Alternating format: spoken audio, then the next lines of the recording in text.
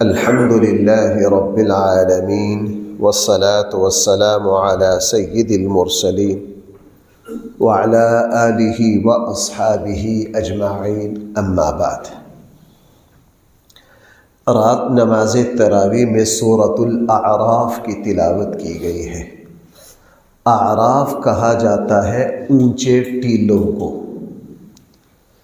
جنت اور جہنم کے درمیان ایک اونچا ٹیلہ ہے جس کو اعراف کہا جاتا ہے۔ اس پر وہ لوگ ٹھہریں گے، ان لوگوں کو رکھا جائے گا جن کی نیکیاں اور برائیاں برابر ہوں گے۔ یہ برابری کی وجہ سے نہ جنت میں نہ جہنم میں ان کو اعراف پر رکھا جائے گا۔ یہ وہاں سے جنتیوں کے اعزاز و اکرام کو بھی دیکھیں گے اور وہاں سے جہنم کی سزاؤں کو بھی دیکھیں گے۔ اب آگے ان کا فیصلہ کس طرح ہوگا؟ اللہ تعالی اگر ان کو جہنم میں پھینکے تو ان کی نیکیاں جو ہیں وہ برائیوں کے برابر ہیں۔ یہ انصاف کے خلاف ہے۔ اگر اللہ تعالیٰ ان کو جنت میں بھیج دے تو یہ اللہ تعالیٰ کا فضل ہے۔ اللہ تعالیٰ بے انصافی نہیں کرتے، وہ کریم ذات ہے، وہ اپنے فضل کا معاملہ کرتی ہے۔ اس لیے اللہ تعالیٰ ان کے ساتھ انصاف سے فیصلہ نہیں کریں گے، چونکہ انصاف کے اعتبار سے نہ یہ ادھر جا سکتے ہیں نہ ادھر جا سکتے ہیں۔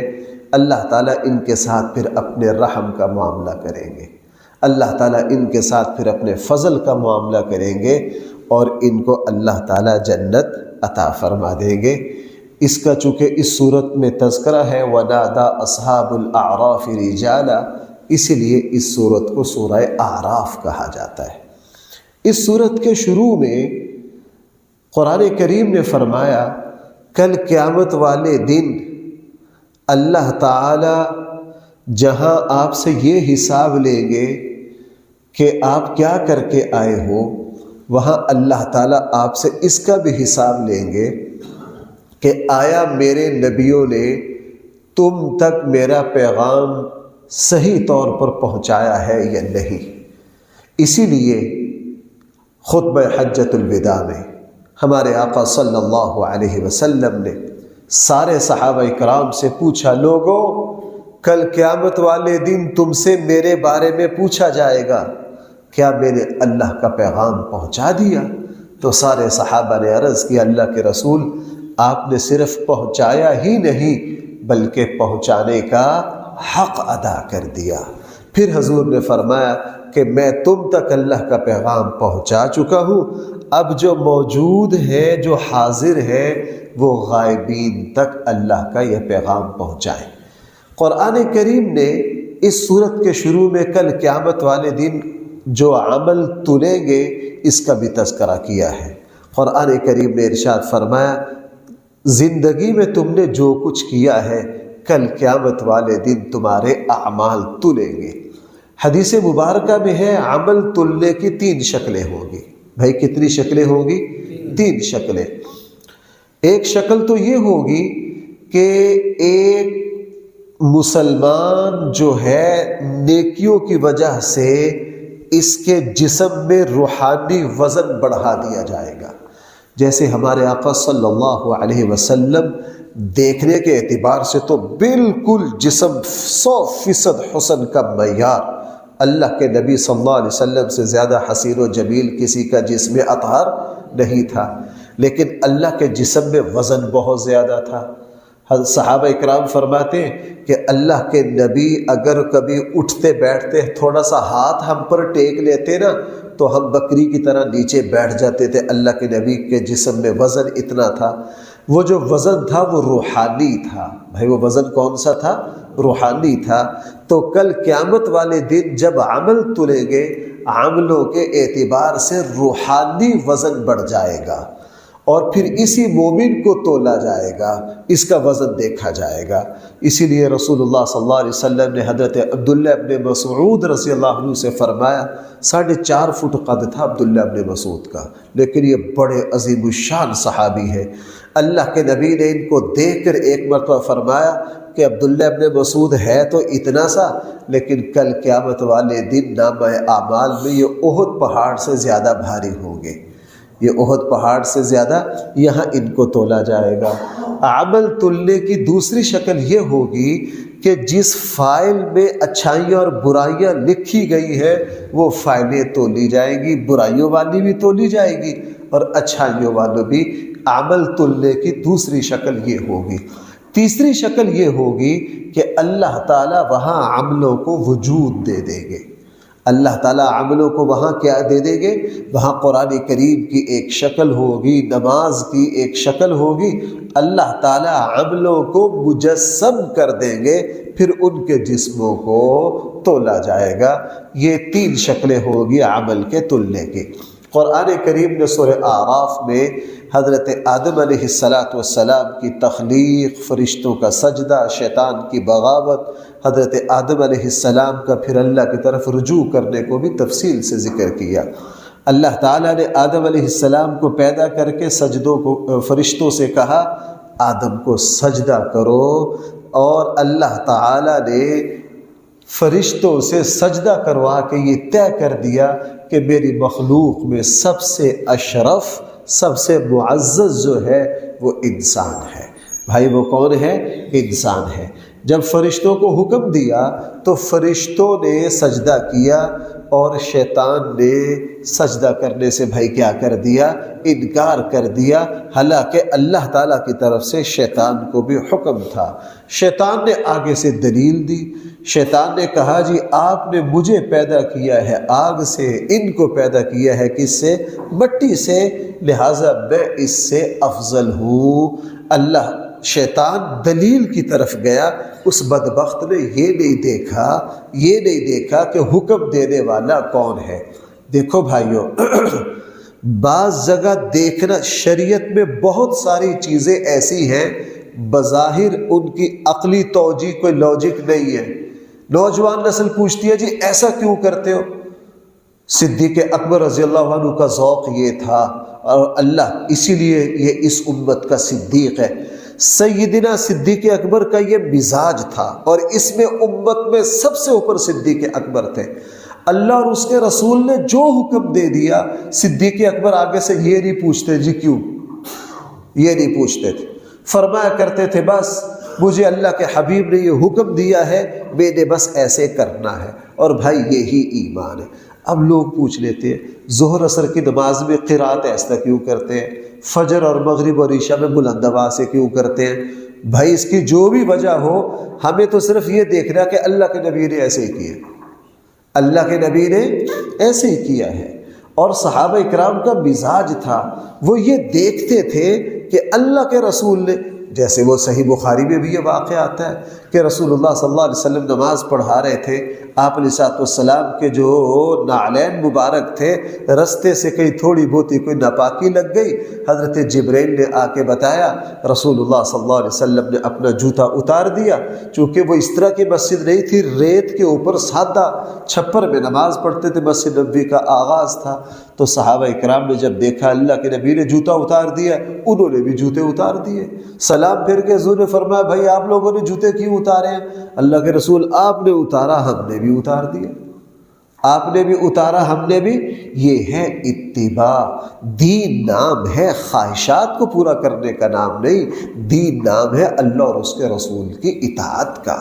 تو شیطان نے دلیل دی، شیطان کو دلیل نہیں دیکھنی تھی، شیطان کو یہ دیکھنا تھا کہ مجھے سجدے کا حکم کون دے رہا ہے؟ اللہ دے رہا ہے۔ بہرحال یہاں سے شیطان مار کھا گیا، اور اللہ تعالیٰ کی طرف سے قیامت تک کے لیے ملعون اور لعنتی ہو گیا۔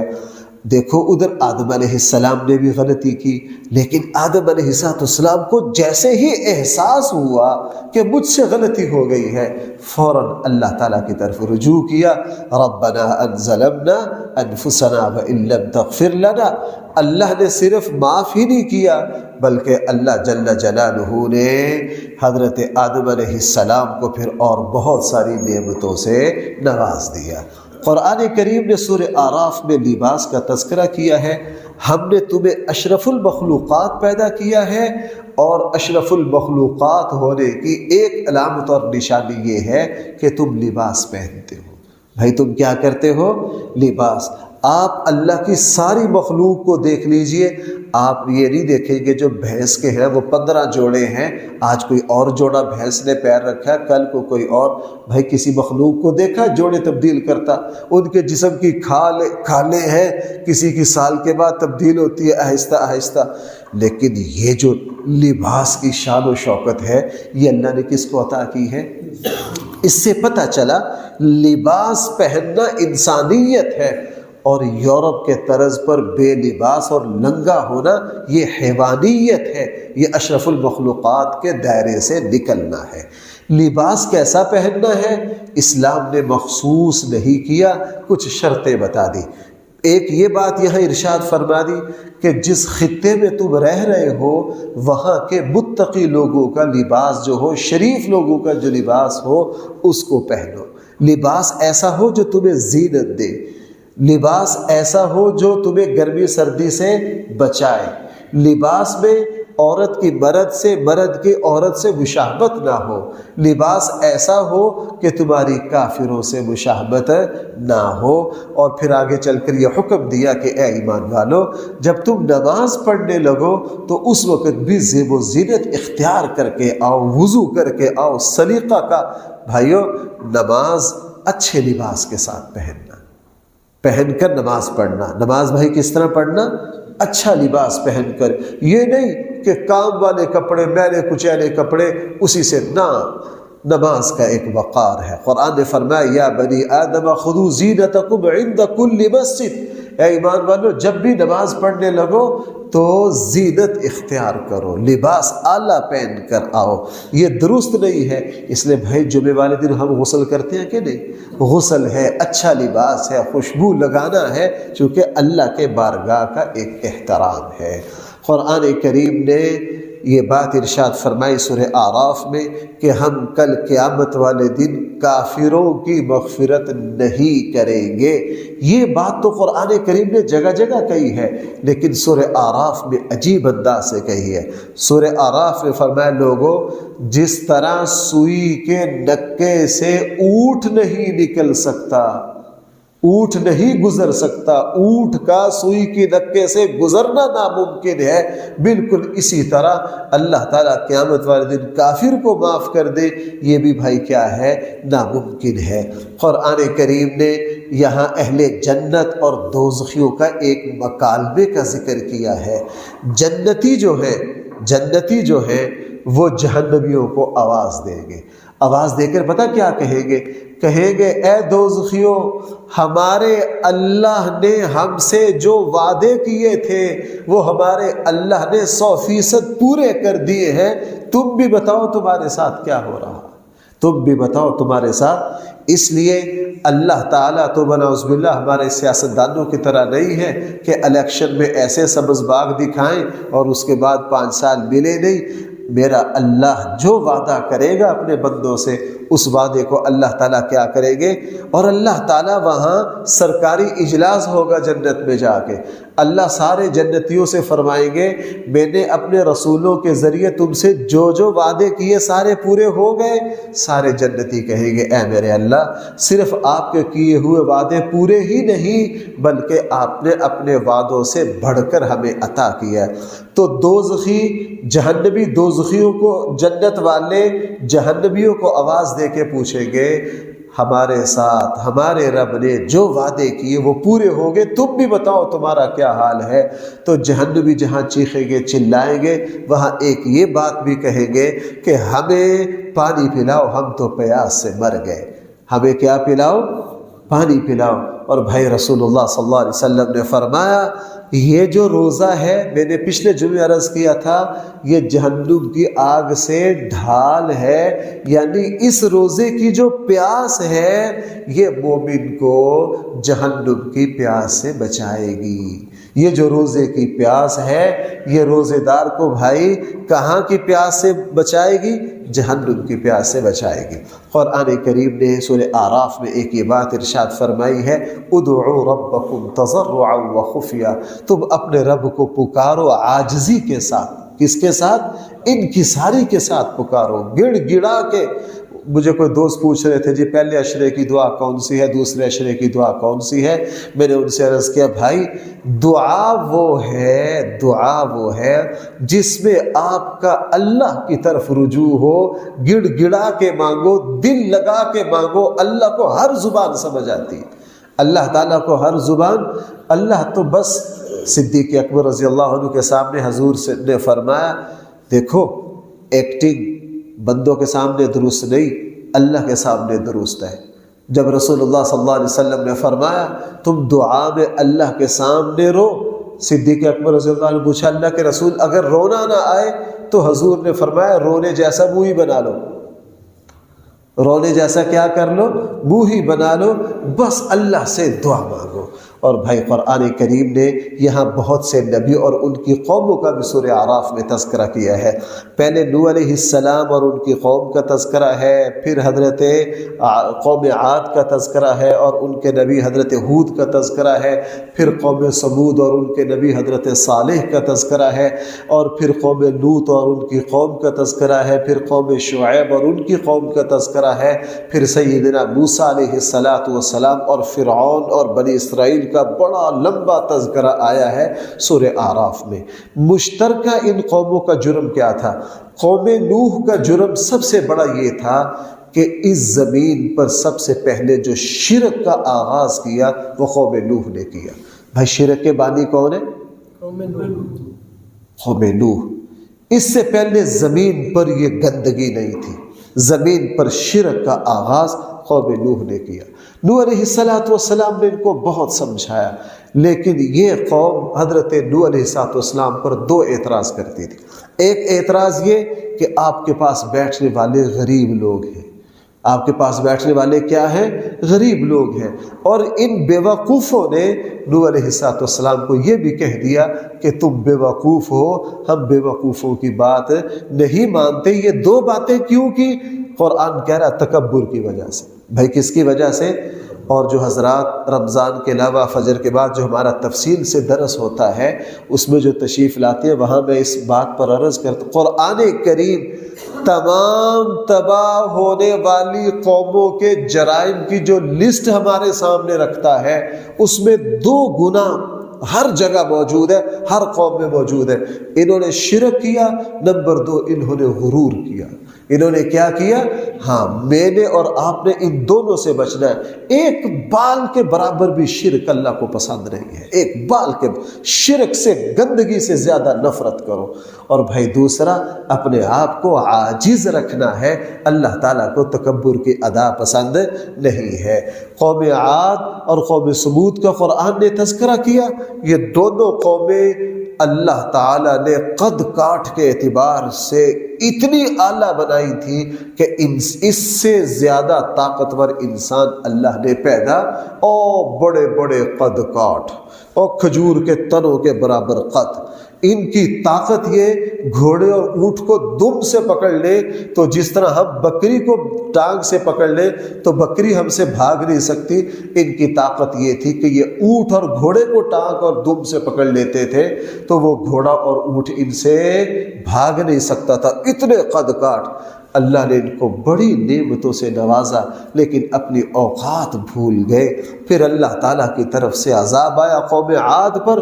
قوم عاد کو تو اللہ تعالیٰ نے 7-8 دن طوفان میں یوں گھمایا جس طرح ہمارے یہاں بھائی جوسر چلتا ہے نا، اس میں چیز گھومتی ہے۔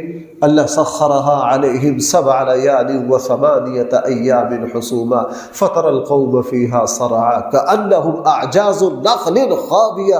اللہ تعالیٰ طوفان کے ذریعے بڑے بڑے قد کاٹ کے لوگوں کو آسمان تک لے گئے، 7 دن ہوا ان کو گھماتی رہی، اور اس کے بعد اللہ تعالیٰ نے زمین پر پٹخ پٹخ کے ان کو مارا تو ان کی لاشیں یوں پڑی تھی۔ قرآن کریم قوم سمود کے بارے میں تذکرہ کر سورہ حاقہ میں تذکرہ کر رہا ہے کہ یہ یوں پڑے تھے جیسے کھجور کے تنے کاٹ کر بے ترتیب الٹے سیدھے پھینک دیے جائیں۔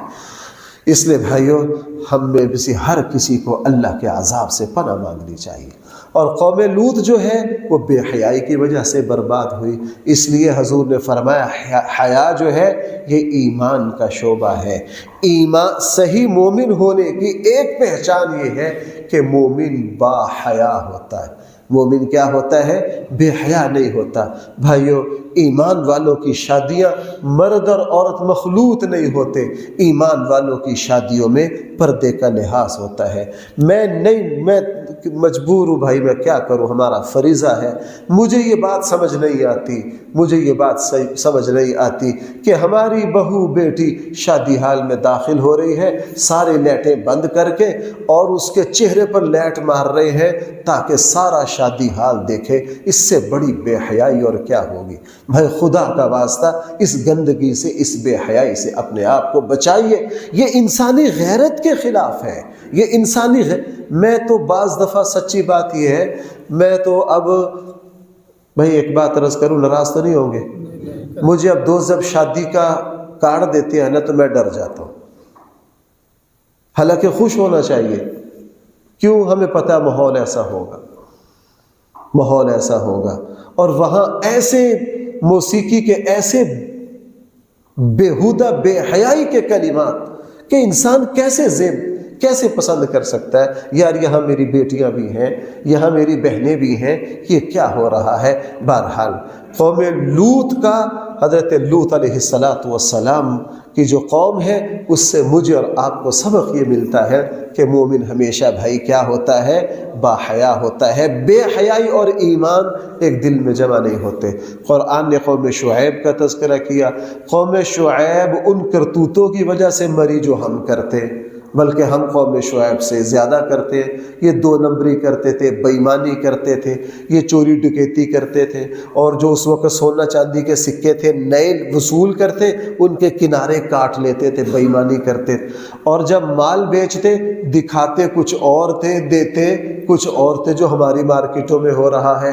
ہمارے یہاں ساری یہی بے ایمانی ہو رہی ہے۔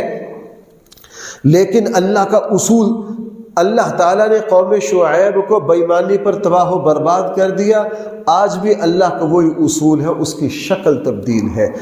اس وقت اس بے ایمانی 2 نمبری کی وجہ سے اس طرح تو عذاب نہیں آئے گا، اب عذاب آئے گا بے برکتی کا۔ اب عذاب آئے گا کس کا؟ اسی لیے آپ دیکھ لیجئے ہمارے یہاں دنیا اتنا کما رہی ہے لیکن سکون نہیں، بے برکتی نہیں، پیسہ پتہ نہیں جا کدھر رہا ہے، بن کچھ نہیں رہا۔ یہ ہمارے یہاں 2 نمبری ہے۔ جہاں بددیانتی ہوگی وہ پیسہ جو ہے وہ بے سکونی لائے گا، وہ برباد کرے گا۔ قرآن کریم نے فرعون اور اس کی قوم اور موسیٰ اور جادوگروں کی کافی تفصیل یہاں ذکر کی ہے۔ انشاءاللہ آگے سورۃ الشعراء آ رہی ہے اور سورۃ طٰہٰ آ رہی ہے، میں وہاں جا کے اس کی کچھ تفصیل عرض کروں گا۔ قرآن کریم نے سورہ اعراف میں رسول اللہ صلی اللہ علیہ وسلم کے بارے میں 2 باتیں ارشاد فرمایا کہ یہ رسول امی ایسے ہیں، اے یہودیو عیسائیو تم اپنی کتابوں میں ان کا تذکرہ پاتے ہو، الذین یتبعون الرسول النبی الامی الذی یجدونہ مکتوبا عندہم فی التوراۃ۔ اور اس میں کوئی شک نہیں ہے، میں نے کل کے درس میں بھی عرض کیا تھا، قرآن کریم نے یہودیوں سے کہا تھا تم اللہ کے رسول کو اس طرح پہچانتے ہو جس طرح سگی اولاد کو پہچانتے۔ رسول اللہ صلی اللہ علیہ وسلم کی علامات پہلی آسمانی کتابوں میں بتلا دی گئی تھی۔ اسی لیے حضرت عبداللہ بن سلام جو یہودیوں کے سب سے بڑے عالم ہیں، جب رسول اللہ صلی اللہ علیہ وسلم کی خدمت میں حاضر ہوئے، ساری نشانیاں دیکھ لی تو ایک نشانی کی فرمائش کی کہ اللہ کے رسول آپ کے جسم اطہر پر مہر نبوت ہے۔ ایک روایت میں یہ ہے کہ خود فرمائش کی، ایک روایت میں یہ ہے کہ اس وقت ایک صحابی نے فرمائش کی، اور جیسے ہی فرمائش کی تو حضرت عبداللہ بن سلام سامنے بیٹھے تھے۔ عبداللہ بن سلام بھاگ کر پیچھے آ گئے، چونکہ وہ اپنی یہودی لٹریچر میں یہ پڑھتے تھے کہ آخری رسول جو ہے ان کے جسم اطہر پر مہر نبوت ہوگی، اور یہ حضور کی خصوصیت ہے، پہلے کسی نبی کے جسم پر نبوت کی کوئی علامت نہیں تھی۔ تو قرآن کریم نے فرمایا، یہ اپنی کتابوں میں اس کا تذکرہ پاتے ہیں۔ دوسری بات حضور کے بارے میں سورہ اعراف میں قرآن نے اعلان کر دیا، رسول اللہ الیکم جمیعا، کہ رسول اللہ صلی اللہ علیہ وسلم ساری انسانیت کے نبی ہیں۔ حضور بھائی کیا ہیں؟ ساری انسانیت کے نبی ہیں۔ رسول اللہ صلی اللہ علیہ وسلم کے بعد کوئی نبی نہیں آئے گا۔ قرآن کریم نے ایک قوم کی تباہی کا تذکرہ کیا ہے یہاں، وہ کسی دریا کے کنارے پر، سمندر کے کنارے پر آباد تھے۔ انہوں نے خود اپنے نبی سے فرمائش کی، ہمارے لیے کوئی عبادت کا دن خاص کر دیجئے۔ ان کی فرمائش پر ہفتے کا دن خاص کر دیا گیا، اور ان کو کہہ دیا گیا کہ اس میں تم نے شکار نہیں کرنا۔ اللہ تعالیٰ کی طرف سے آزمائش آئی، اسی دن مچھلیاں زیادہ نظر آتی تھی، یہ ایک ہیلا کے ذریعے ان کو قابو کر آتے تھے اور اگلے دن جا کے پکڑ لیتے تھے۔ اور سارے ایسے نہیں کرتے تھے، کچھ بیچ میں جو اللہ کے نیک بندے تھے وہ اپنی قوم کو سمجھاتے کہ تم ایسا نہ کرو۔ قوم کے 3 حصے ہو گئے، ایک وہ جو یہ جرم کرتی تھی، ایک وہ جو اس جرم سے منع کرتی تھی، تیسرے وہ جو نہ ادھر تھے نہ ادھر تھے۔ اللہ تعالیٰ کی طرف سے پھر عذاب آیا، اللہ تعالیٰ نے اس جرم کرنے والوں کی چہروں کو مسح کر دیا اور بندر بنا دیا، اور 3 دن میں یہ سارے تڑپ تڑپ کے مر گئے۔ اور اللہ تعالیٰ نے بچایا ان کو جو اچھائی کا حکم دیتے تھے، بچایا کہ ان کو جو اچھائی کا، مومن کا کام ہے اچھائی کا حکم دینا، برائی سے منع کرنا۔ اگر ہم امر بالمعروف اور نہی عن المنکر چھوڑ دیں گے، رسول اللہ صلی اللہ علیہ وسلم نے فرمایا اللہ تعالیٰ تمہاری دعاؤں کو قبول بھی نہیں فرمائیں گے۔ سورہ اعراف میں 2 جگہ کہا، لوگوں کی آنکھیں ہیں، کان ہیں، جسم صحیح سالم ہے، لیکن یہ اللہ کی اطاعت نہیں کرتے۔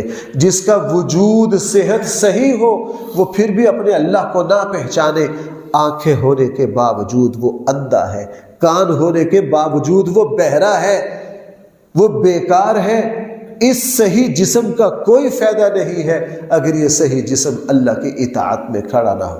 دیکھو بھائیو میری بات سنو، ایک آدمی ٹانگوں سے معذور ہے، یا میں یوں کہہ لیجئے یہاں یہ جو بوڑھے حضرات جو کمزور ہیں، جو کرسی پر بیٹھ کر نماز پڑھ رہے ہیں، ایک یہ ہے جو بیچارے کمزور ہیں، گھٹنوں کا درد ہے، جوڑوں کا درد ہے، کرسی پر بیٹھ کر نماز پڑھ رہے ہیں۔ ایک وہ خوبصورت نوجوان ہٹا کٹا تندرست بہترین جو نہ روزہ رکھ رہا ہے، اور رات کو اس کو کھیل تماشا، نہ مسجد کا پتہ، نہ روزے کا پتہ، نہ کوئی اللہ کا خوف۔ دیکھنے کے اعتبار سے یہ بیمار ہے، وہ تندرست ہے، لیکن قرآن کہہ رہا نہیں، یہ جو جوڑوں کے درد کے باوجود تراویح نماز پڑھ رہے ہیں تمہارے کاغذوں میں بیمار ہیں، اللہ کے کاغذوں میں تندرست ہے۔ اور وہ نوجوان جو باہر تمہارے اعتبار سے جو تندرست ہے، حقیقت میں وہ کیا ہے؟ وہ بیمار ہے، اس لیے کہ اس وجود کا مقصد اللہ کی اطاعت ہے، اس جسم کا مقصد بھائی کیا ہے؟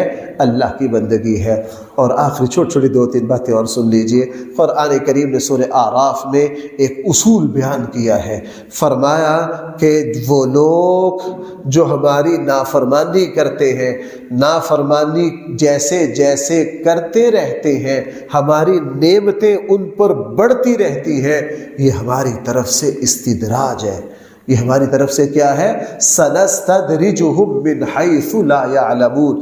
یہ گویا کہ رسی ڈھیلی، آپ نے کبھی مچھلی کے شکار والوں کو دیکھا ہے؟ وہ جب مچھلی آ کے لگتی ہے نا تو وہ ڈور کو تھوڑا سا ڈھیلا چھوڑتے ہیں، وہ ڈور کو کیا کرتے ہیں؟ تھوڑا سا، تاکہ یہ اچھی طرح قابو آ جائے، پھر کھینچیں گے۔ یہی استدراج ہے۔ اللہ فرما رہے ہیں جب تم نافرمانی کرو اور ساتھ ساتھ نعمت بڑھتی رہے، سمجھ لیجئے یہ اللہ تعالیٰ کی طرف سے رسی ڈھیلی ہے، اب ایک جھٹکا آنے والا ہے۔ عقل مند وہ ہے جو اس وقت آنے سے پہلے پہلے سمجھ جائے۔ اور قرآن کریم نے سورہ اعراف کے آخر میں ایک یہ بات ارشاد فرمائی ہے، اللہ تعالی جو ہے وہ متقیوں کا ولی اور سرپرست ہے۔ جو بندہ تقوی اختیار کرے گا، اللہ کے حکم کو مد نظر رکھے گا، تقوی کی زندگی گزارے گا، اللہ تعالیٰ اس کو کبھی بھی بے یار و مددگار۔ متقی آدمی وقتی طور دباؤ میں کسی پریشانی میں آ سکتا ہے، لیکن قرآن نے کیا کہا، وَمَن يَتَّقِ اللَّهَ يَجْعَل لَّهُ مَخْرَجًا، اللہ تمہیں یوں نکال لیں گے کہ تمہیں پتہ بھی نہیں چلے گا۔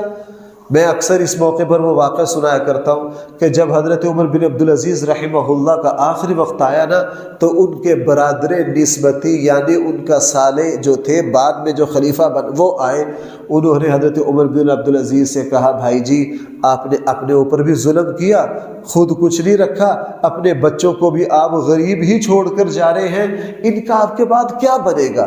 آپ کے پاس بھی کچھ نہیں ہے، آپ کے بچوں کا کیا بنے گا؟ حضرت عمر بن عبدالعزیز نے ایک ہی بات فرمائی تھی، میں اپنے بچوں کو متقی پرہیزگار بنا کر جا رہا ہوں۔ اور یہی آیت پڑھی کہ جو متقی ہے ان کا بڑا، ان کا ولی، ان کا متولی، ان کا سرپرست کون ہے؟ اللہ ہے۔ میرے بچوں کا سرپرست اللہ ہے، اور اللہ جس کا سرپرست ہو بھائی وہ بندہ کبھی ڈوبا نہیں کرتا۔ حضرت عمر بن عبدالعزیز رحمہ اللہ یہ کہہ کے دنیا سے رخصت ہو گئے۔ پھر زمانے نے ایک منظر دیکھا کہ وہی جو ان کے بعد بادشاہ بنا، اس کے بیٹے، شیخ سعدی نے لکھا ہے، لوگوں نے یہ منظر دیکھا کہ دمشق کی جامع مسجد پر بادشاہ کے بیٹے جن کو کروڑوں کی جائیداد ملی تھی، وہ مسجد کے دروازے پر کھڑے ہو کر بھیک مانگ رہے ہیں، اور عمر بن عبدالعزیز رحمہ اللہ کے بیٹے جو بظاہر غریب تھے، جن کو ابا کی طرف سے چند ٹکے ملے تھے، وہ مسجد کے دروازے پر کھڑے ہو کر کروڑوں کی سخاوت کر رہے ہیں۔ اللہ بھائی جس کا ولی ہوتا ہے وہ بندہ کبھی بھی پریشان نہیں ہو سکتا، اور اللہ تعالیٰ کی سرپرستی بھائی کس کو ملے گی؟ متقی پرہیزگار کو۔ ہم میں سے جو تقوی اختیار کرے گا اس پر بھائی کیا ہوگا؟ اللہ کا فضل ہوگا، اور یہ اللہ کا فضل دنیا میں بھی ہوگا، اور یہ اللہ کا فضل آخرت میں بھی ہوگا۔ اللہ تعالیٰ ہم سب کو صحیح فہم عطا فرمائے۔ الحمدللہ رب العالمین، والصلاة والسلام على سید المرسلین وعلى آله وأصحابه أجمعين۔ ربنا آتنا في الدنيا حسنة وفي الآخرة حسنة وقنا عذاب النار۔ ربنا ظلمنا أنفسنا وإن لم تغفر لنا وترحمنا لنكونن من الخاسرين۔ صلى الله تعالى على خير خلقه سيدنا ومولانا محمد وآله وأصحابه أجمعين برحمتك۔